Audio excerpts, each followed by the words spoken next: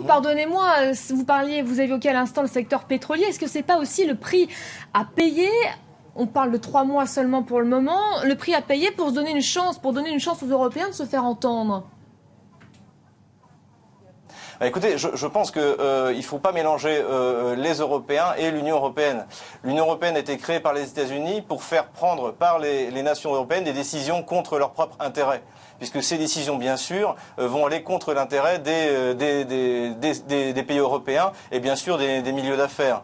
Donc là, effectivement, l'Union européenne fonctionne bien, puisqu'elle a permis aux États-Unis, qui ont créé l'Union européenne, de faire prendre des décisions qui vont contre les intérêts des nations européennes, que ce soit dans le domaine de l'armement pour la France, qui est capitale, dans le domaine pétrolier, qui est capital pour toutes les majors pétrolières européennes.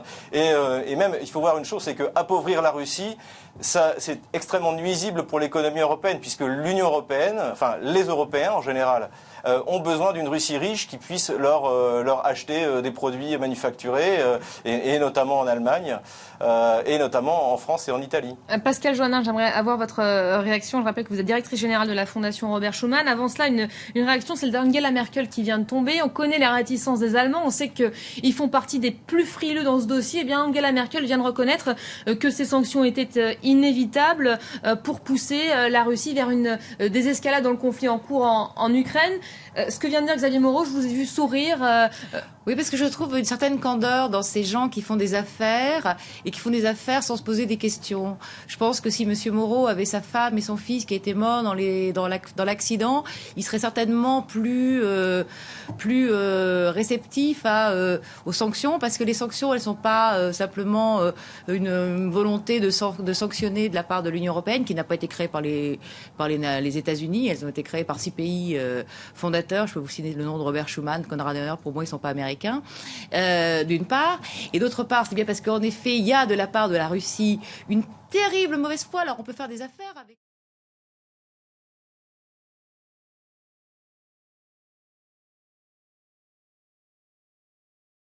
Robert Schuman, le père fondateur de la construction européenne, celui dont on sait désormais, depuis que les documents secret défense du département d'État américain ont été déclassifiés à l'été 2000, donc on sait que c'était un agent des services américains.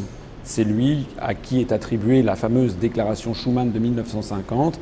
On sait également que cette déclaration a été rédigée dans les services de Dean Acheson, le secrétaire d'État américain de Truman, à la fin des années 50, et transmis à Robert Schuman par Jean Monnet.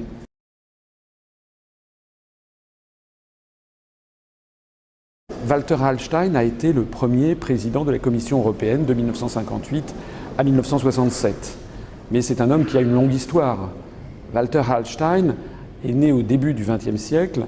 C'était un juriste allemand, un juriste nazi, qui a d'ailleurs été professeur et doyen à l'université de Rostock en 1936, après avoir montré patte blanche à toutes les autorités nazies. En 1938, lorsque Hitler s'est rendu en Italie, il est tombé d'accord avec Mussolini pour bâtir un projet de nouvelle Europe, das neues Europa, comme on dit en allemand. Au mois de juin 1938, Adolf Hitler a demandé à Walter Hallstein de préparer le projet de construction européenne. Ce projet, d'ailleurs, cette nouvelle Europe qui a été vendue aux Français sous l'occupation et qui avait motivé notamment la grande exposition sur la France européenne et qui a eu lieu en 1941 à Paris, au Grand Palais, inauguré par le représentant de Pétain d'un côté, par les autorités d'occupation nazie de l'autre côté. Walter Hallstein a été arrêté, il était officier nazi, il a été arrêté à la fin de la Seconde Guerre mondiale, après la bataille de Cherbourg. Et puis il a été repris et recyclé par les autorités américaines. En 1951, on le trouve dans l'entourage immédiat de Konrad Adenauer. Il devient d'ailleurs le secrétaire d'État aux Affaires étrangères du gouvernement de Konrad Adenauer en Allemagne. C'est lui qui va préparer le projet de Nouvelle Europe, la nouvelle Europe, à partir des plans qu'il avait préparés pour Hitler et Mussolini. C'est ce qui va donner le traité de Rome qu'il signera d'ailleurs le 25 mars 1957, à côté du chancelier d'Allemagne, Konrad Adenauer. Walter Hallstein a ensuite été le promoteur du plan Hallstein en 1965, qui prévoyait une Europe fédérale. C'est d'ailleurs exactement ce qui se passe en ce moment.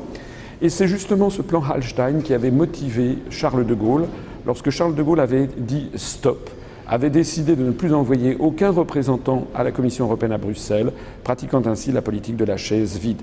Parce que le président de la République française, le fondateur de la France libre, Charles de Gaulle, savait très bien à quoi s'en tenir sur Walter Hallstein, un nazi recyclé par les Américains pour détruire les nations d'Europe et les placer sous l'autorité d'un empire dictatorial.